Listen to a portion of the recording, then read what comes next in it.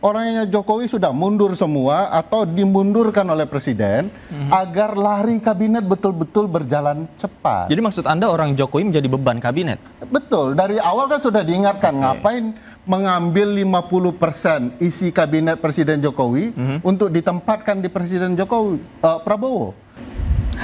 Kembali diinterupsi pemirsa. Nah, saya tadi utang pertanyaan sama Bung Ferry ini belum selesai tadi. Tadi Anda mention kepala PCO. Kinerjanya seperti apa sebenarnya? Saya bukan bicara kinerja karena memang PCO belum ada kerjanya kan. Belum ada kerjanya jadi belum bisa dinilai gini, gitu maksudnya. Apa maksud presiden ketika jubir masih di tangan Sesnek? Ya. Sementara PCO juga ditugaskan sebagai jubir. Kemarin kan sempat sudah menyatakan mundur diri ya. Karena diambil tugas. Sampai hari ini ketika PCO ini Presidential Communication Office ya, bukan Virgin Coconut Oil ya. Semenjak dia mundur sampai kembali, status juru bicara resmi presiden yang masih powerful masih di Sesnek. Jadi kenapa kemudian ada dua-dua? Kalau kita baca, satu orangnya Presiden Jokowi, satu benar-benar orangnya Presiden Prabowo. Begitu juga di beberapa kementerian yang kita lihat ya, bahwa di Danantara orang-orangnya Pak Prabowo, BUMN orang-orangnya Pak Jokowi. Ini dikurangi kewenangannya, dilemahkan, ini diberikan kekuatan. Menurut saya kita sudahlah tidak usah berpura-pura. Orangnya Jokowi sudah mundur semua atau dimundurkan oleh presiden agar lari kabinet betul-betul berjalan cepat. Jadi maksud Anda orang Jokowi menjadi beban kabinet? Betul, dari awal kan sudah diingatkan ngapain mengambil 50% isi kabinet Presiden Jokowi untuk ditempatkan di Presiden Jokowi Prabowo. Aroma dan teksturnya kan berbeda. Cara kemudian diolahnya juga harus berbeda. Harusnya Presiden Prabowo sedari awal sudah tegas bahwa orang-orang saya, ini pemerintahan saya dan bergerak dengan cara-cara saya. Jangan kemudian keras-keras tetapi tidak juga mampu menggeser orang-orangnya Jokowi dari tampuk kabinet. Itu menunjukkan kelemahan besar Presiden. Diingatkan oleh Bang Ray, jangan hari ini ngomong keras-keras, besok diperbaiki. Ini merusak citra dan marwah presiden. Presiden harus lebih hati-hati untuk kemudian mengungkapkan keinginan politiknya, termasuk menata kabinetnya. Baik. Bang Indra Sam, tanggapan Anda? Pasti setuju lah itu. Gini, dari perspektif ini, beliau kan seorang katanya pakar hukum tata negara. Harusnya apa yang Bung Ferry sampaikan itu harus hormat dan taat kepada konstitusi. Harus hormat dan taat kepada pasal 17 ayat 2 Undang-Undang Dasar bahwa itu merupakan hak prerogatif presiden untuk menentukan. Amanat rakyat 58% sudah memberikan mandat kepada beliau, kemudian dideliver melalui bentuk kabinet segala macam, dan itu harus kita hormati. Dari sisi perspektif hukum tata negara sebenarnya harusnya tidak etis lah kita menyampaikan Pak Presiden harus begini, nggak boleh orang-orang Jokowi ya segala macam. Karena balik lagi, itu hak beliau. Itu undang-undang dasar yang menjamin hal tersebut. Tapi saya sedang membela Presiden Prabowo. Iya, nggak apa-apa. Saya mengatakan Presiden Prabowo harus dihormati, jangan ada intervensi mantan presiden atau siapapun. Saya melihat dari perspektif Undang-Undang Dasar dan Konstitusi kita. Ya, pasal 17. Pasal 17 ayat 2. Nanti dulu. Jadi ini pembantu Presiden Prabowo, bukan pembantu Presiden Jokowi loh. Yang kedua, karena gini, sorry.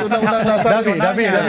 Orang konstitusional orang kadang-kadang ya kan menyanjung itu untuk menjatuhkan. Kan kita nggak ngerti juga, ya kan itu dalam politik kita. Jadi satu-satunya masalah saya dengan Presiden Prabowo hanya soal terlalu militeristik dan terlalu sering ke luar negeri. Sisanya dia masih punya waktu memperbaiki banyak hal. Tadi katanya kan juga membela Pak Prabowo tadi katanya. Itu kan katanya, ya Anda melihatnya gimana nih? Kan tidak seperti itu. Kan jadi kita lihat buruk di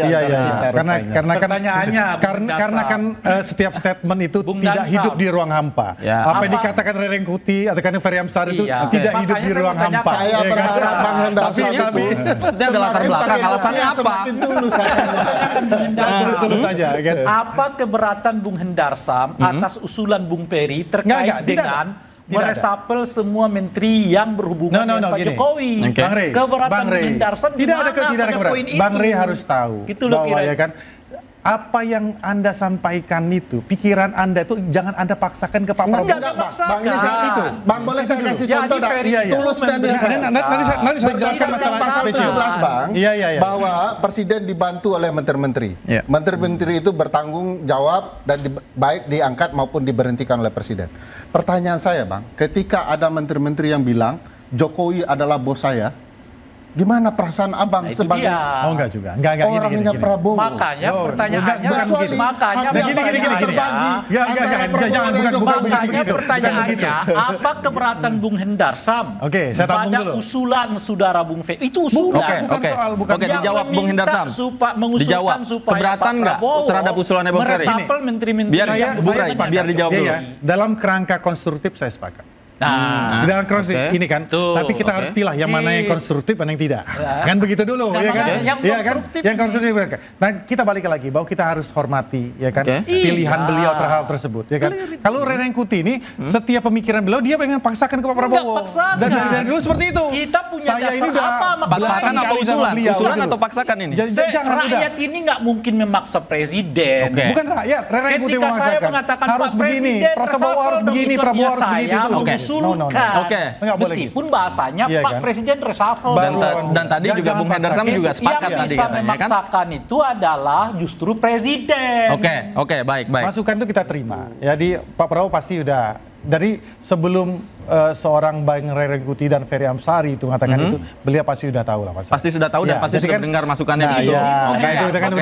Udahlah selesai. Apa keberatan Bung Hendarsam atas usulan Bung Ferry agar Pak Prabowo mereshuffle saja? Tadi sudah dijawab katanya. Sepakat sebenarnya. Sebenarnya sepakat. Tadi sudah dijawab. Sepakat. Sekarang Hendarsam sepakat atas usulan Bung Ferry supaya menteri-menteri dari yang berhubungannya Pak Jokowi itu direshuffle. Hormati konstitusi, Bang Rey. Sudah, jadi baik. Ada menteri yang tidak menghormati konstitusi. Masukan-masukan itu tetap ada di tangan beliau. Apakah masukan itu juga dimaknai yang sama oleh Partai Demokrat? Nah, Bang Didi, silakan.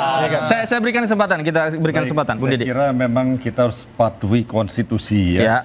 Tentu kalau ada pemikiran publik ya, akademisi dan sebagainya, ada kritikan-kritikan, harus kita dengar juga menurut saya ya.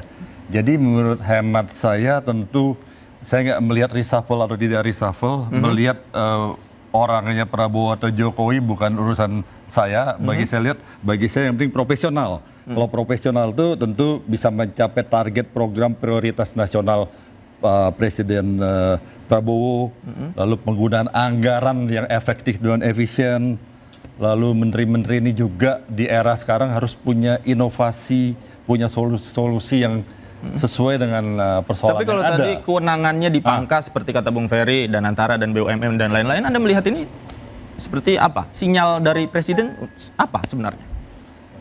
Kalau saya pikir kita lihat dulu Danantara ini ya, kita kan berharap semua kan ya.